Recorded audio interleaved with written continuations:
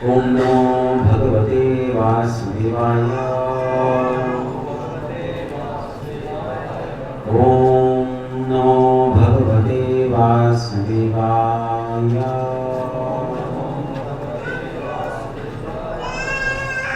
ओम नमो भगवते वासुदेवाय।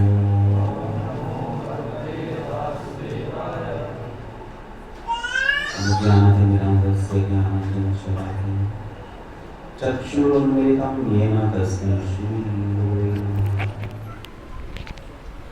जय श्री नरसिंहदेव भगवान की जय।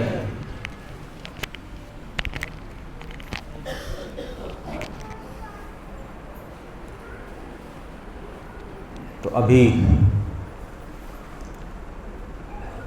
अच्युत गोविंद प्रभु हमें आज के दिन की हिस्ट्री बता रहे हैं, आज के दिन का इतिहास क्या है। कि आज के दिन नरसिंह भगवान प्रकट हुए, अवतरित हुए अपने वैकुंठ धाम से। श्री कृष्ण भगवद गीता में कहते हैं, यदा यदा हि धर्मस्य ग्लानिर्भवति भारत अभ्युत्थानम अधर्मस्य तदात्मानं सृजाम्यहम्। फेमस श्लोक है भगवद गीता। जब जब धर्म की हानि होती है तब तब मैं प्रकट होता हूँ पर्सनली। तो इसे एक तो ये हमें पता चलता है कि भगवान कोई निराकार ज्योति नहीं है, वो कोई प्रकाश नहीं है, वो एक पर्सन है, वो एक पर्सनैलिटी है जिनका अपना स्वभाव है, जिनकी अपनी लाइकिंग्स हैं, डिसलाइकिंग्स हैं, और उनका एक कार्य है, वो भी कुछ करते हैं। तो क्या करते हैं कि इस संसार में जब डिस्टरबेंस होती है तो उसको ठीक कर देते हैं, क्योंकि ये संसार उनके द्वारा बनाया गया। जैसी डिस्टरबेंस होती है तो भगवान वैसा ही रूप लेकर इस धरती पर प्रकट होते।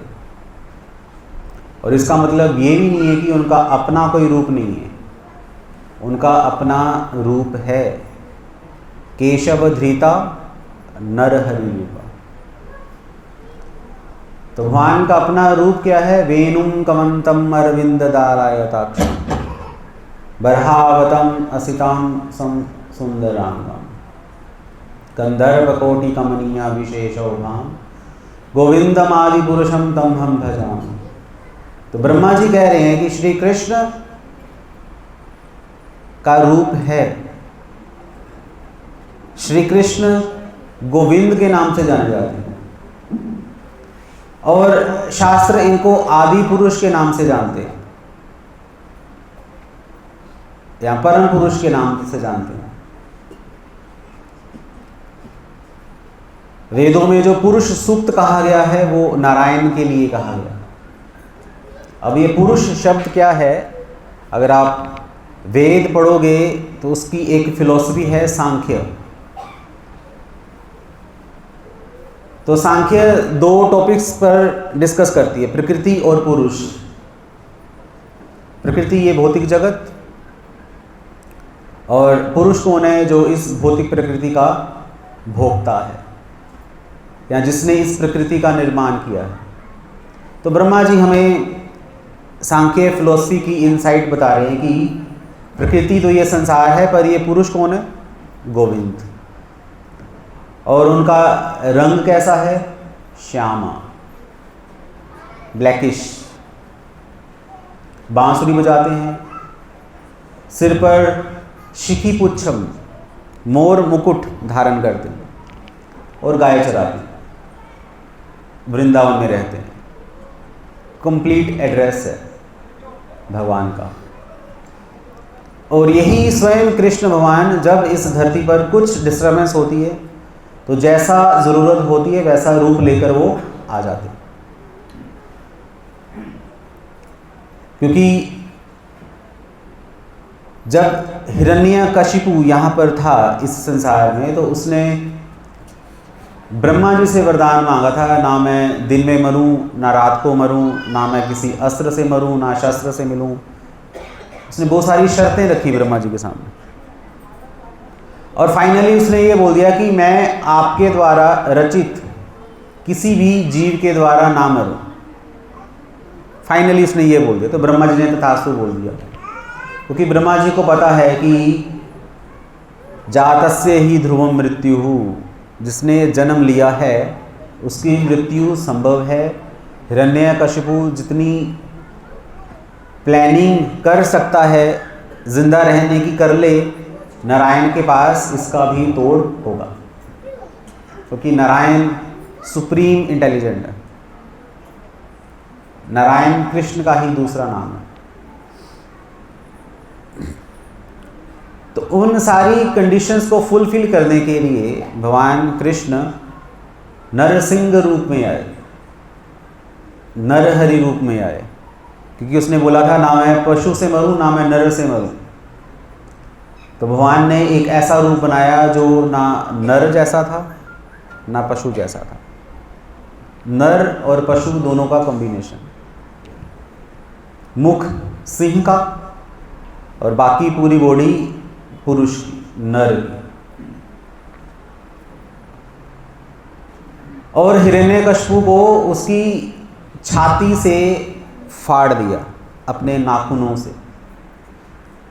ये वही नाखून है जिनकी उपमा कमल की पंखुड़ियों से की जाती है। तव कर कमल वरे नखम अद्भुत श्रृंगम,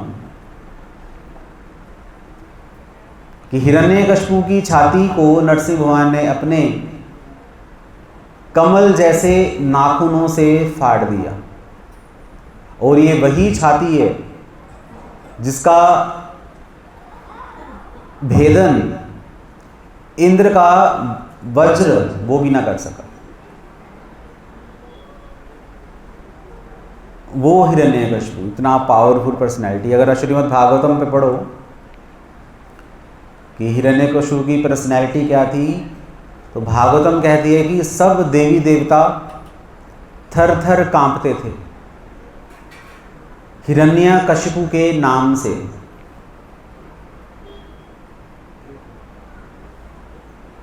जैसे छोटे बच्चे को डराया जाता है, बिल्ली आ जाएगी, बच्चा डर जाता है। या बच्चों को डराया जाता है कि प्रिंसिपल से कंप्लेंट कर दूंगी, डराया जाता है। या घर पे कोई ऐसा परिवार का सदस्य होता है जो बहुत डरावना होता है, उसका नाम लेकर बच्चों को डराया जाता है। तो बच्चे सूखे पत्ते की तरह थर थर कांप जाते हैं उसका नाम सुनकर। वैसे ही सब देवी देवता डरते थे हिरण्यकशिपु से। इतनी पावरफुल पर्सनैलिटी थी, इतना फिरोशियस था हिरण्यकशिपु। उसी हिरण्यकशिपु को नरसिंह भगवान ने खेल खेल में मार दिया। एक श्लोक मैं पढ़ता हूँ आपके समक्ष श्रीमद् भागवतम का। ये श्लोक है 7वां स्कंद अध्याय 8 और श्लोक संख्या 29। विश्वस्फुरतंतम ग्रहानातोरुम हरि व्यालो यथाकु कुलिशाश्वत तत्वचम, कि कह रहे हैं कि जिस प्रकार कोई सांप किसी चूहे को या कोई गरुड़ किसी अत्यंत विषैले सर्प को पकड़ ले, जैसे सांप चूहे को पकड़ लेता है या गरुड़ सांप को पकड़ लेता है, उसी प्रकार भगवान नरसिंह देव ने उस हिरण्यकशिपु को पकड़ लिया जिसकी त्वचा में इंद्र का वज्र भी नहीं घुस सकता था, स्टील बॉडी। तो पकड़े जाने पर ज्यों ही वह अत्यंत पीड़ित होकर अपने अंग इधर उधर तथा चारों ओर छटपटाने लगा, त्यों ही नरसिंह देव ने उस असुर को अपनी जांघों का सहारा देकर अपनी गोद में पकड़ लिया और उस सभा सभन की देहली पर अपने हाथ के नाखूनों से सरलता पूर्वक उस असुर को फाड़ डाला। क्योंकि हिरण्यकशिपु ने वरदान मांगा था कि मैं किसी शस्त्र से ना मरूं, और ना मैं अंदर मरूं, ना बाहर मरूं, ना ऊपर मरूं, ना नीचे मरूं। तो नरसिंह भगवान ने उसको अपने नाखूनों से फाड़ा, किसी अस्त्र से नहीं फाड़ा। उसको अपनी जांघों पर रखा, ना ऊपर ना नीचे, बीच में, और उसको दहलीज पर लेके चले गए और उसका वध कर दिया। दहलीज पर क्यों? क्योंकि उसने वरदान मांगा था, ना मैं अंदर मरूं, ना मैं बाहर मरूं। तो पूरी कंडीशंस फुलफिल करके ब्रह्मा जी के वरदान की इज्जत रखते हुए नरसिंह भगवान ने हिरण्यकशिपु को मार दिया। जिससे ये पता चलता है कि अगर आप बहुत ज़्यादा बुद्धिमान हो, या आजकल की भाषा में बहुत ज़्यादा चंट हो, चंट समझते हो ना,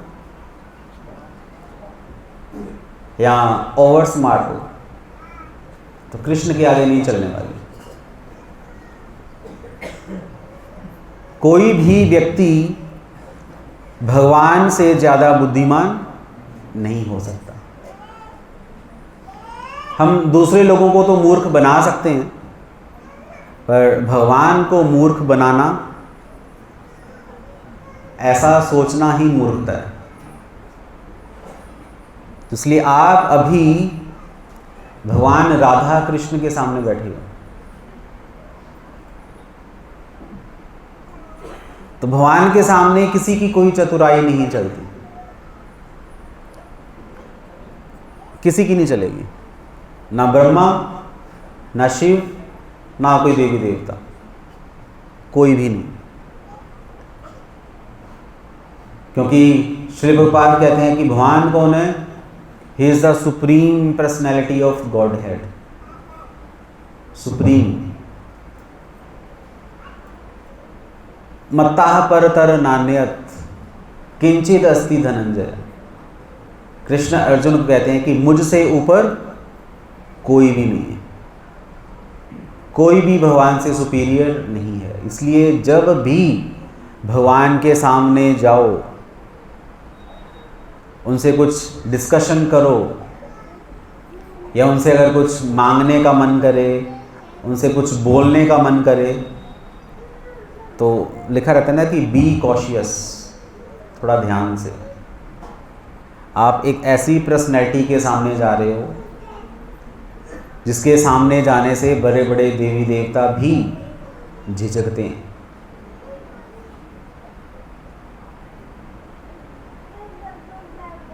तो कथा को आगे बढ़ाते हुए मैं एक चैप्टर के कुछ श्लोक आपके समक्ष पढ़ूंगा, ताकि क्योंकि जीवन का उद्देश्य है कृष्ण प्रेम की प्राप्ति। या हमारे आचार्य या वैष्णवगण ऐसा कहते हैं कि अगर आपने मनुष्य जीवन ले लिया है, सब यहाँ मनुष्य ही बैठे हैं, ये तो कंफर्म्ड है ना, क्योंकि मनुष्य का अर्थ विवेकी पुरुष, जिसमें विवेक है। मनुष्य का अर्थ जो अपने मन का ईश है, जो अपने मन का स्वामी है, उसको मनुष्य कहा जाता है। जो अपने मन का दास है वो मनुष्य नहीं है। मन का दास कहने का अर्थ है कि जो अपने मन की नहीं सुनता, जो अपने मन को ऑर्डर कर सकता है।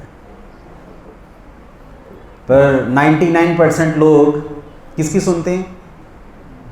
अपने मन की सुनते हैं। अगर उनका मन करेगा कहीं बाहर घूमने फिरने का, वो घूमने निकल जाएंगे। अगर उनका मन करेगा कुछ पढ़ने का, तो कुछ पढ़ना शुरू कर देंगे। अगर उनका मन करेगा कुछ खाने का, वो खाना शुरू कर देंगे। कोई कंट्रोल नहीं है माइंड के ऊपर। तो ऐसे लोगों को मनुष्य नहीं कहा जाता। मनुष्य वो है जो अपने मन से काम करवाता है, उसको मनुष्य कहा जाता है। तो अगर हम मनुष्य नहीं बने अभी तक, तो जितनी जल्दी हो सके अपने माइंड को कंट्रोल में करके मनुष्य बन जाना चाहिए, क्योंकि मनुष्य ही भगवान के पास जा सकते हैं।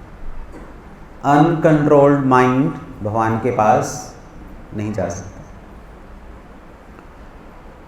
और केवल ऐसा व्यक्ति ही भगवान के साथ डीलिंग कर सकता है। जब आप किसी से बात करना चाहोगे तो सामने वाला सेंसिबल तो होना ही चाहिए। अगर कोई आपको ऐसा व्यक्ति मिल जाए, आप उससे पूछो कि आपका नाम क्या है, तो बोले मेरा नाम नरेंद्र मोदी है, तो आप बोलो कि यहाँ क्या कर रहे हो? बस ऐसे ही घूमने निकला था।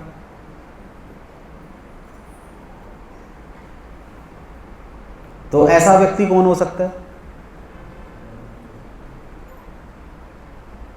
सब जानते हैं ना, नरेंद्र मोदी हमारे देश के प्रधानमंत्री हैं। वो आपको मिलेंगे आपकी गली में?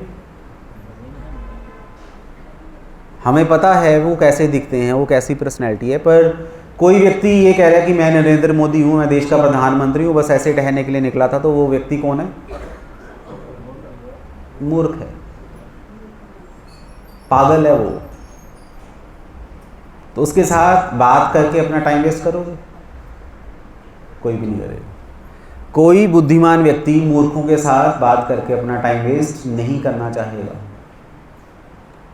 इसलिए कृष्ण भी ऐसे व्यक्तियों के साथ बात करते हैं जो मूर्ख नहीं हैं, जो विवेकी हैं, जिनको ज्ञान है, जिनको नॉलेज है, जिनको थोड़ी सी सेंस है, या जिसको कहते हैं कॉमन सेंस।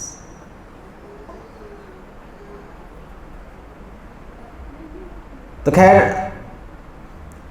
अभी हम तो नहीं कर सकते भगवान के साथ बात, पर एक भक्त भगवान के साथ कैसी बातें करता है, अगर हमें ये पता चल जाए, तो बाई चांस जब आपको कृष्ण मिलेंगे तो उनके साथ वैसी डीलिंग कर सकते हैं।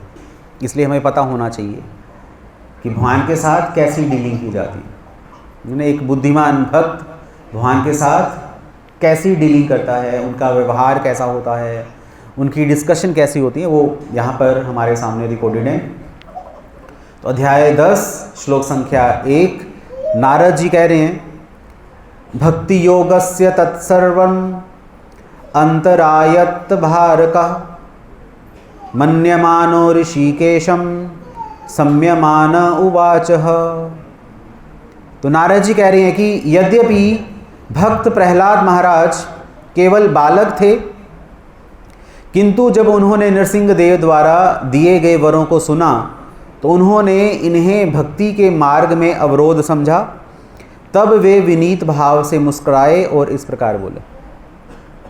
इसलिए हुआ क्या था कि जब हिरण्यकशिपु मारा गया, नरसिंह भगवान को बहुत ज़्यादा गुस्सा था तब, और सब देवी देवताओं से रिक्वेस्ट की गई कि आप जाकर मनाओ नरसिंह भगवान का, उनका गुस्सा शांत करो।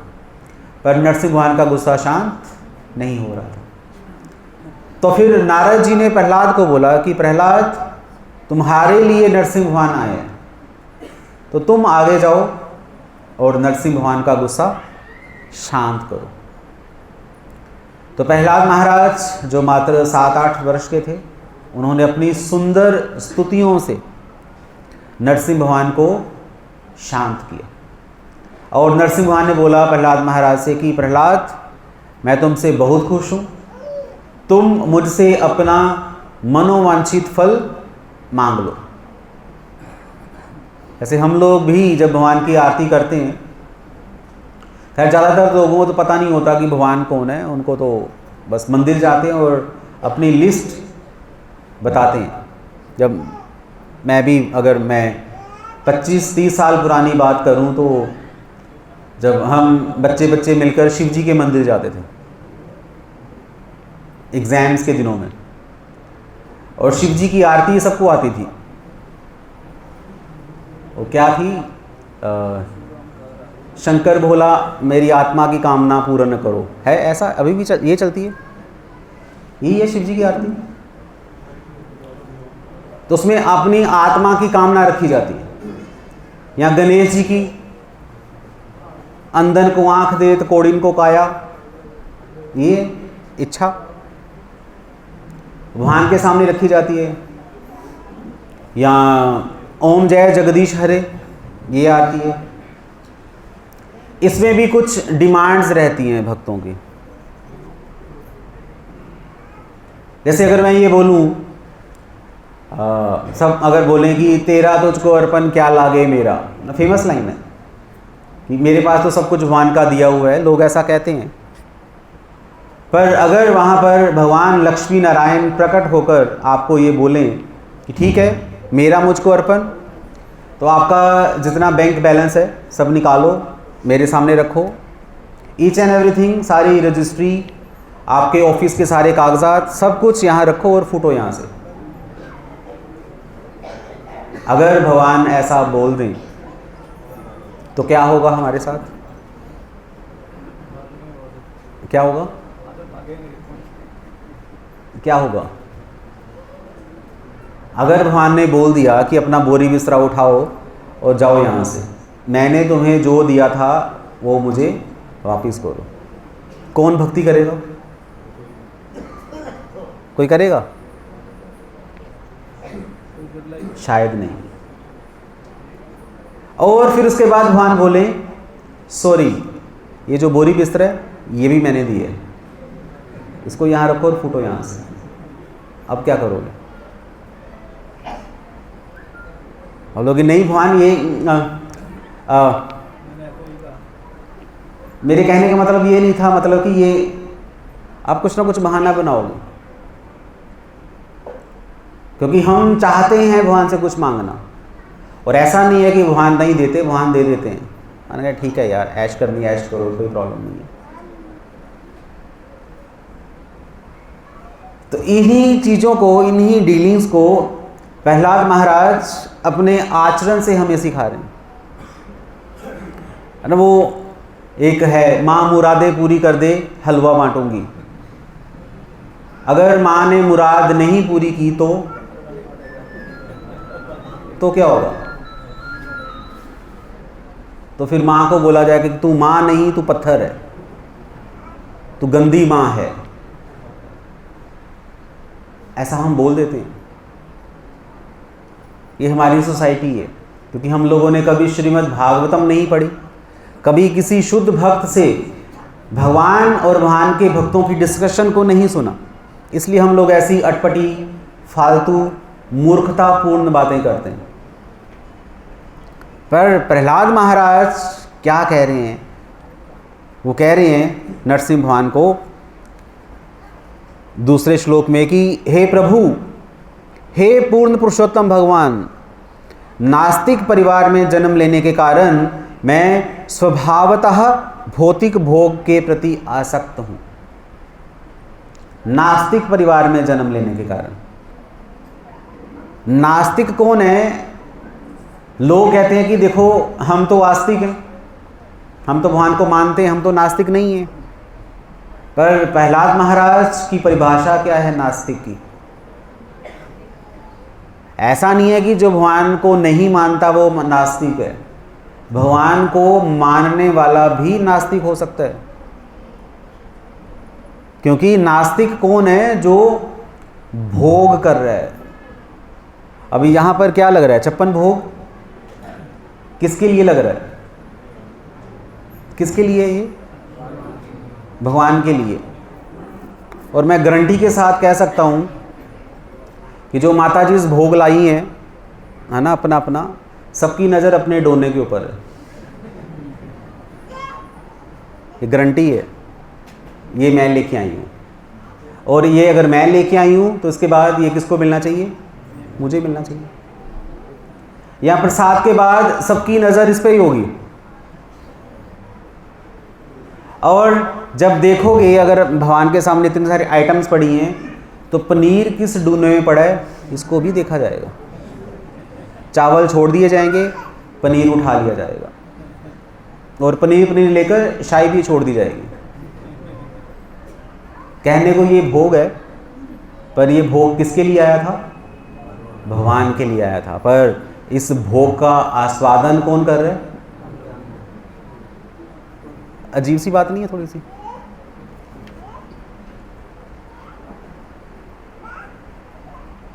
तो जो अपने बारे में सोच रहा है, अपने भोग के बारे में सोच रहा है, उसको प्रहलाद महाराज क्या कह रहे हैं?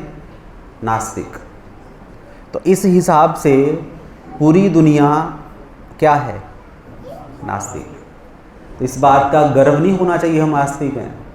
अगर आस्तिक बनना है तो भगवान की सेवा करने का प्रयास करो। भगवान की सेवा में रुकावट मत बनो। भोग करना उनको है, हमें नहीं, हम सेवक हैं। प्रहलाद महाराज सिखा रहे हैं।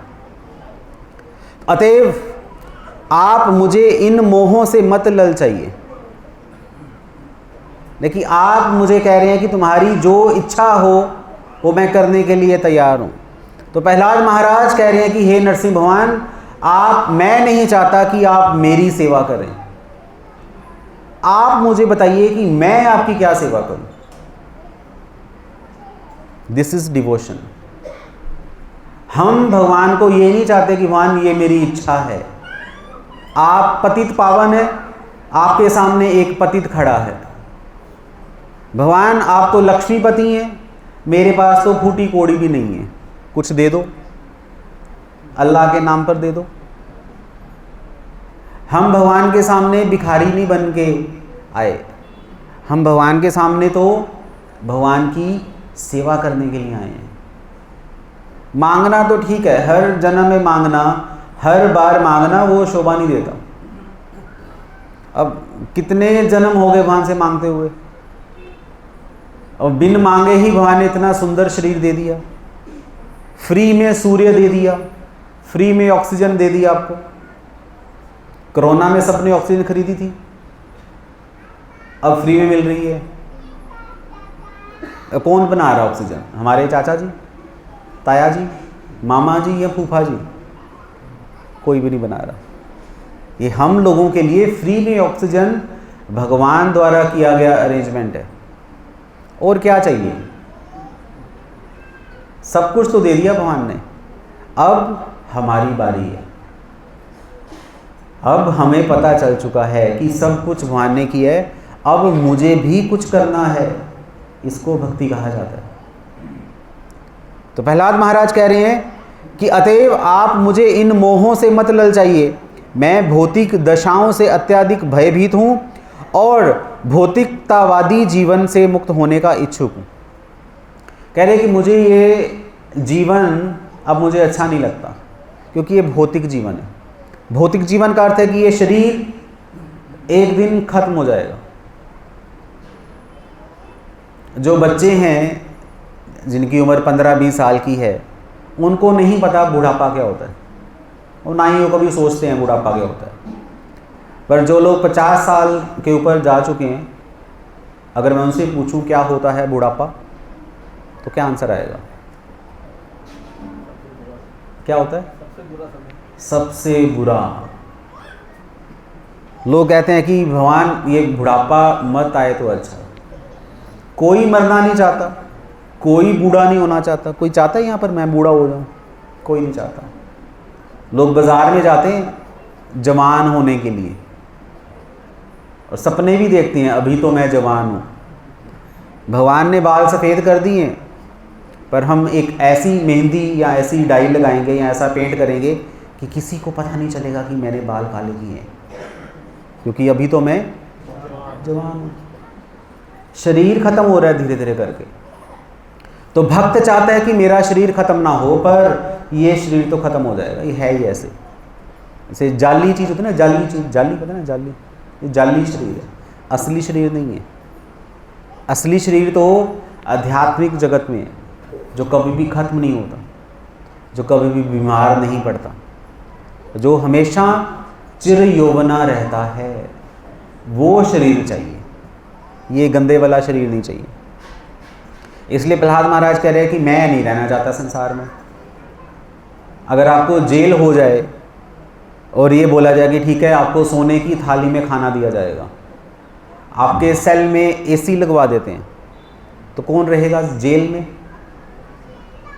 शायद मूर्ख रहें, पर बुद्धिमान तो बोलेगा कि नहीं भाई, पहले जेल से बाहर निकलूंगा। तो विवेकी पुरुष, बुद्धिमान मनुष्य पहले इस संसार से निकलने की कोशिश करता है। भगवान कहेंगे कि मैं तुम्हारी इच्छा पूरी कर दूंगा, और भक्त क्या कह रहा है कि नहीं भगवान, ये वाली इच्छा नहीं, मुझे ऐसी कोई इच्छा नहीं चाहिए जो इस संसार में रहने के लिए प्रेरित करे। आगे कह रहे हैं कि हे मेरे आराध्य देव, चूंकि प्रत्येक के हृदय में भौतिक संसार के मूल कारण काम इच्छाओं का बीज रहता है। लोग हमसे कहते हैं, ताना मारते हैं कि आपके भगवान ने ये दुख देने के लिए संसार बनाया है। क्यों बनाया है भगवान ने हमें, अगर दुख ही देना है तो? आप कहते हो कि भगवान हमारे पिता हैं, तो हम क्यों सड़ रहे हैं संसार में, भगवान हमारे लिए कुछ करते क्यों नहीं?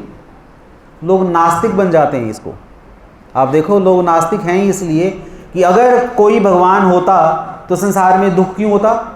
बताओ। क्योंकि संसार में दुख है, इसलिए हम कहते हैं कि भगवान नहीं है। प्राउड टू बी एथीस्ट, हमें गर्व है कि हम नास्तिक हैं, क्योंकि हम तुम्हारे ऐसे फालतू भगवान को नहीं मानते। लोग ऐसा कहते हैं। भगवान ने दुख देने के लिए संसार नहीं बनाया। कोई माता पिता यहां बैठा चाहता है कि उसका बेटा गलत संगति में पड़ जाए? चाहता है कोई? चाहते हो या नहीं? नहीं चाहते। फिर भी हमारा बेटा गलत संगति में पड़ता है, इसमें किसका दोष है? माता पिता का या स्कूल का? जिस स्कूल में वो ज़्यादा टीचर्स का, किसका दोष है? वो बड़ा हो गया, उसकी लाइकिंग डिसलाइकिंग उसको पता है।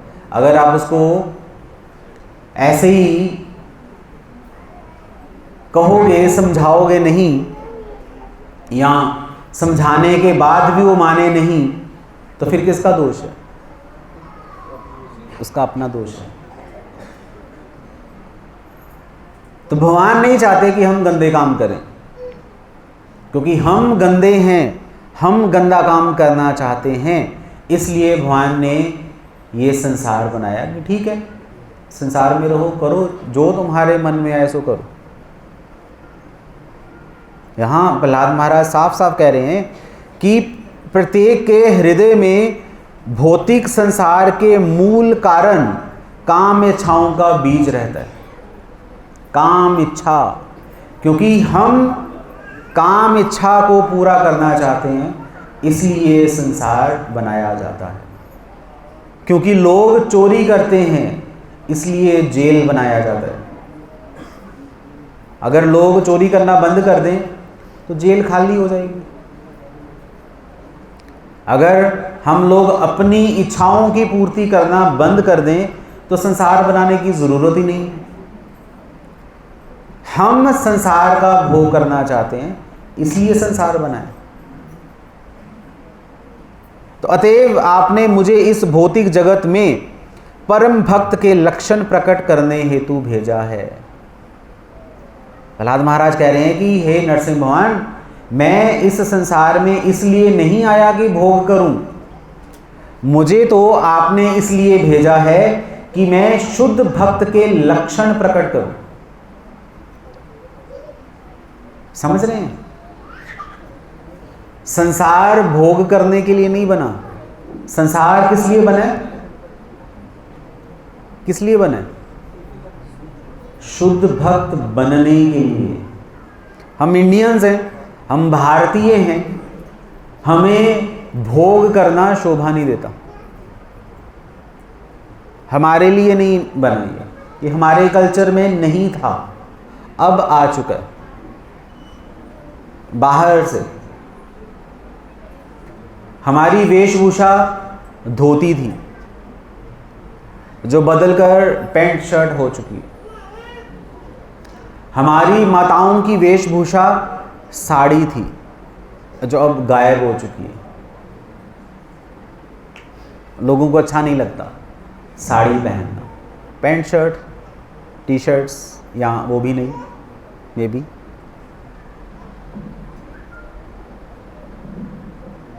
हमारी संस्कृति हमें ये नहीं सिखाती।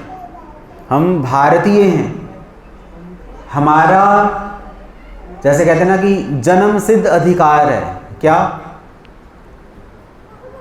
क्या करना, भगवान श्री कृष्ण की भक्ति करना। बचपन में आप खुद ही बताओ, 30-40 साल पहले जब लोग आपस में मिलते थे तो क्या बोलते थे? क्या बोलते थे? यही बोलते थे सब। बचपन से ही हमने ये सीखा है कि राम राम बोलना होता है। आज खत्म हो चुका है। आज बोलो किसी को, स्कूल में जाओ, कॉलेज में जाओ, बोलो किसी अपने दोस्त को राम राम, तो क्या बोलेगा? वो शायद ऐसा हंसेगा कि हमने पता नहीं क्या बोल दिया। पंडित जी कहना गाली है, हरामी कहना प्रशंसा है। ऐसा है, ऐसा है। लोग हमें छेड़ते हैं पंडित जी कहकर। पंडित जी शब्द खराब हो चुका है। लोगों को पंडित कहलवाना अजीब सा लगता है। कौन बनेगा ये पंडितों वाला काम? हम क्या बनेंगे? इंजीनियर। और इंजीनियर को हिंदी या पंजाबी में क्या बोलते हैं? इंजीनियर वैसे करता क्या? हाँ, तो सामान ठीक करने वाले को क्या बोलते हैं? मिस्त्री। मिस्त्री मिस्त्री। हमारा बेटा क्या है? मिस्त्री। बेइज्जती हो जाएगी, इसलिए नाम क्या रख दिया? इंजीनियर। हमारा बेटा सिविल इंजीनियर है। सीधा सीधा बोलोगे मिस्त्री है, इसमें क्या शर्माना है? हमारी लड़की ने ब्यूटिशियन का कोर्स किया हुआ है। पर्सनैलिटी है भाई, ब्यूटिशियन का कोर्स सुनने बहुत अच्छा लगता है। ये हमारा समाज है। हम उल्टी दिशा की ओर जा रहे हैं। जीवन मिला था कृष्ण की भक्ति करने के लिए, नारायण की भक्ति करने के लिए, और हम कहाँ फंस चुके हैं? कहीं और ही। किस दिशा में जा रहे हैं हम लोग, हमें नहीं पता। पंजाबी में कहावत है, अन्ने कुत्ते हरना मगर। सुने? नहीं सुना? नहीं सुना? पुरानी कहावत है। समझ आया? समझ आया जो मैंने बोला? नहीं समझ आया? अन्ने कुत्ते हिरना मगर। अभी भी समझ नहीं आया? अन्ना कुत्ता, हिरन, हिरन क्या होता है? मगर। अगर आप हिरन के पीछे अंधा कुत्ता भगा दो तो क्या होगा? पकड़ लेगा? नहीं पकड़ सकता। उसको नजर ही नहीं आ रहा कहाँ जाना। तो हम एक ऐसे हिरन की तलाश में हैं जिसको हम पकड़ना चाहते हैं, पर हम अंधे हैं, नजर नहीं आ रहा। जीवन का लक्ष्य कृष्ण प्रेम है और हम मिस्त्री बनना चाहते हैं। ये लोग अजीब सा है ये। तभी तो इसको भगवान ऋषभदेव कह रहे हैं, नूनम परमत्ता कुरुते विकर्मः। नूनम डेफिनेटली, सर्टनली, परमत्ता पागल लोग पागल हो चुके हैं, पता नहीं क्या कर रहे हैं। सुबह उठते हैं सभी, ब्रश करते हैं, नहाते धोते हैं, खाना खाते हैं, अपनी दुकान पर जाते हैं, ऑफिस जाते हैं, शाम को आते हैं, खाना खाते हैं, बीवी के साथ खिटपिट सो जाते हैं। अगले दिन क्या करते हैं? सेम, उठते हैं, नहाते हैं, धोते हैं, खाना खाते हैं, ऑफिस जाते हैं, शाम को आकर खिटपिट सो गए। और कब तक चलता रहता है ये? कब तक चलता रहता है? मरते दम तक। जब तक कोई व्यक्ति फोटो के अंदर नहीं चला जाता, वो यही काम करता रहता है। सारी उम्र सुबह से लेकर शाम तक वो एक ही रोड पर आता जाता है, जो रोड उसके घर से ऑफिस तक जाती है। बस पड़ोसियों के घर में क्या हो रहा है, मोहल्ले में क्या हो रहा है, उसको कुछ लेना देना नहीं है। वो दिमाग उसका बंद हो चुका है। और कहने को क्या है, it's my life, I am enjoying. हमें ये भी नहीं पता कि इंजॉयमेंट होती क्या है। छोटे बच्चे को खिलौना दे दो, वो खुश हो जाएगा। उसी तरह में छोटी मोटी नौकरी, एक छोटी मोटी छोकरी, बस ये मेरी जीवन है। ये जीवन नहीं है। हमें पता ही नहीं है कि जीवन है क्या। जीवन तो प्रहलाद महाराज सिखा रहे हैं। वास्तविक जीवन तो भगवान की भक्ति करने में, ये हमारे शास्त्र कह रहे हैं। और ये पूरा साइंटिफिक है। मैं कोई आपको बाबा आदम के ज़माने की कहानी नहीं सुना रहा, मैं तो जीवन का सत्य बता रहा हूँ। हम आपको वो बता रहे हैं जो आप लोग भूल चुके हो। प्रहलाद महाराज हमें ये सिखा रहे हैं कि कृष्ण की भक्ति करो, भगवान का नाम लो। तभी तो हमने ये पूरा का पूरा प्रोग्राम अरेंज किया है, ताकि आप लोग आओ, यहाँ बैठकर सुनो। नहीं तो और कोई मोटिव नहीं है। नरसिंह भगवान भी इसलिए प्रकट हुए हैं ताकि वो अपनी लीलाएं, अपने क्रियाकलाप आप लोगों के समक्ष प्रकट करें और इस संसार के लोग भगवान को जान सकें। वो जो संबंध हम भूल चुके हैं अपना भगवान के साथ, उसको याद करके दोबारा से उसको स्थापित किया जा सके। इसलिए नरसिंह भगवान का प्राकट्य हुआ।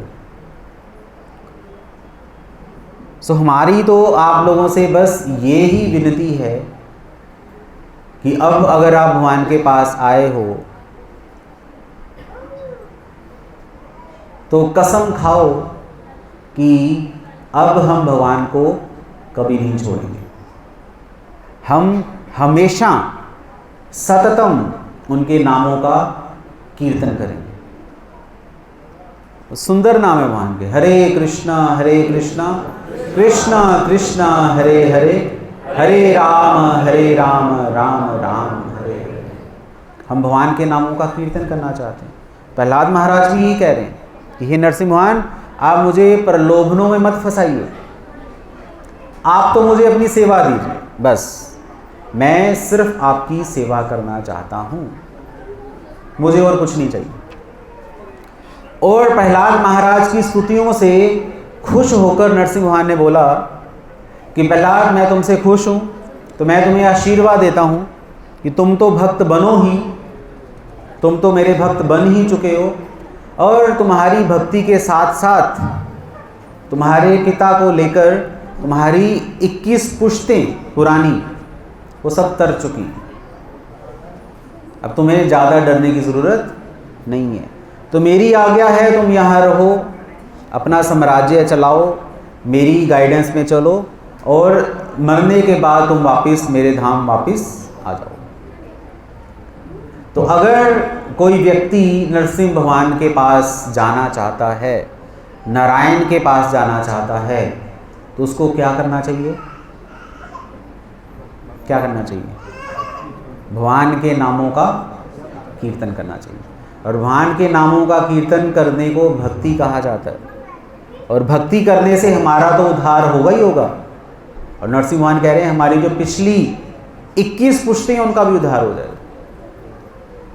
तो सबसे बड़ा कल्याण अगर समाज में हम लोग अगर करना चाहते हैं तो कैसे होगा?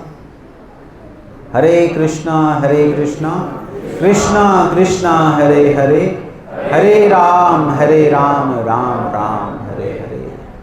नरसिंहदेव भगवान की जय। किसी का कोई प्रश्न हो तो पूछ सकता है। अगर जो मैंने बताया उसमें से कुछ पूछना है तो आप पूछ सकते हैं 1-2 मिनट के लिए।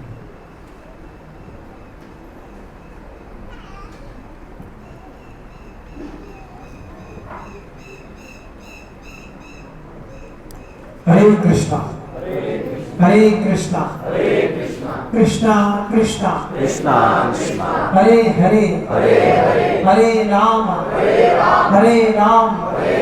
राम राम हरे हरे